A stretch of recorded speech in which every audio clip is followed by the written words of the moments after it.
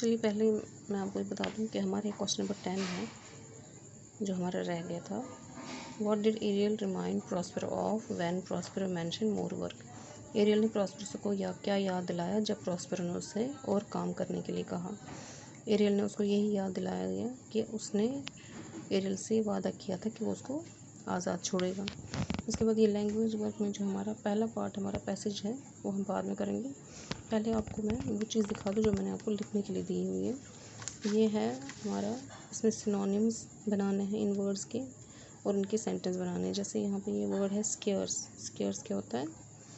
बहुत कम, ठीक है, उसको हम रेयर भी कहते हैं। एक्सपेंसिव हो गया कीमती यानी लग्जरियस। सेव हो गया बचाना, उसको हम रिडीम भी कह सकते हैं। पोज पैदा करना यानी या सामने लाना, उसको कहते हैं काज, वजह बन जाना। प्रोड्यूस या यील्ड, उसको हम पैदावार कहते हैं। इसके सेंटेंसेस बने हुए। He has a rare ability among our kind, it is not a luxurious apartment by any means, O redeem my life, the flood cause the town great hardship, this soil should yield good crops. उसके बाद कुछ phrases हैं, इनको हमने sentences बनाने। जैसे पहला है फॉर वन सीक, किसी के लिए। One should not put his life in danger for one sake, किसी को अपनी ज़िंदगी किसी के लिए खतरे में नहीं डालनी चाहिए। इन फेवर ऑफ, किसी के लिए। The king is in favour of his people, जो बादशाह है वो अपने लोगों के फेवर में है, उनके लिए काम करना चाहता है। इन द मिडस्ट ऑफ, इसी दौरान। They were in the midst of losing streak, वो कहाँ पे थे? इससे बहुत सारी मीनिंग हो सकती है। यहाँ पे इन द मिडस्ट ऑफ हम कह सकते हैं कि वो बीच में आ गए थे, फंस गए थे। कहाँ फंस गए थे? किस में? अपनी राह भूले थे, या जो उनका वो वे था वो, ठीक है। कीप वंस हेड, अपना दिमाग पूरा रखना। One should keep once head even in the most crucial times, इंसान को हमेशा चाहे कितनी भी क्रूशियल सिचुएशन आए अपना दिमाग बराबर रखना चाहिए, अपने होश बराबर रखने चाहिए। On one's hand, you are driving very fast but on your own hand, यानी तुम अपने बलबूते पर, अपनी जिम्मेवारी पर तेज़ गाड़ी चला रहे हो, इसमें मेरी कोई भी गलती नहीं है। अगर कुछ नुकसान हुआ तो वो तुम्हें तुम्हारी ही सिर मत्थे आएगा। रिमाइंड ऑफ, याद दिलाना। Let me remind you of your promise that you made yesterday, मैं आपको वो प्रॉमिस याद दिलाना चाहता हूँ जो आपने कल किया था। उसके बाद ये राइटिंग वर्क है। राइटिंग वर्क में क्वेश्चन है write briefly how Antonio tried to get rid of Prospero and how Prospero escape death. Antonio ने Prospero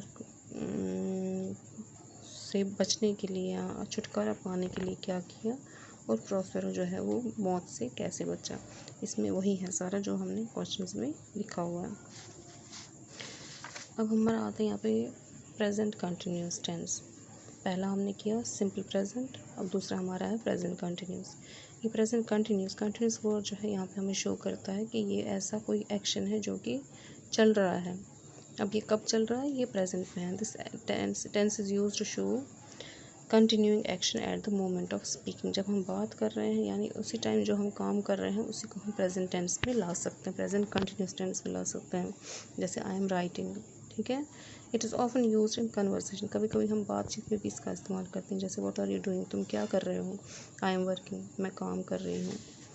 it is used to refer to a future event, कभी हमने कोई future बात जहाँ पे हम विल शैल ना लगाएं वहाँ पे हम ये भी लगा सकते हैं। जैसे वी आर लिविंग टुमारो, हम कल निकल रहे हैं। The present continuous tense of the verbs to work is, अब कुछ वर्ब हमारे जो पर्सन्स हैं उनमें कैसे ये लगता है। जैसे आई एम वर्किंग, आई के साथ क्या लगता है? Am. You are, she is, they are, we are, he is, it is.